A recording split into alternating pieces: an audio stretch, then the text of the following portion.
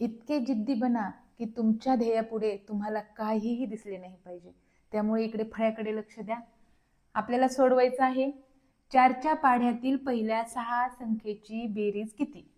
आता पहा 4 आणि 6 यांचा आपण करायचा गुणाकार. तर पहा 4 लिहा. 4 गुणिले किती 6. 6च्या पुढची संख्या किती 7 भागिले 2 असं हे आपण समीकरण मांडून घेतलं. आणि या समीकरणाचं जे उत्तर येईल तेच आपलं या गणिताचं उत्तर असणार आहे. पहा बे एक बे बेत्रिक 6 4 त्रिक 12 12 सती 84. आलं की नाही उत्तर. आता आपण मोजू हे करून पाहूया. 4च्या पाढ्यातील पहिल्या 6 संख्येची बेरीज करून पाहूया.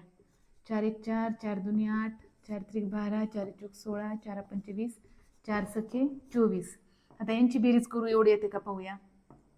4 आणि 6 10 2 12 8 20 आणि 4 24. 4 हातच्या आले 2 2 2 4 आणि 2 6 7 8 84.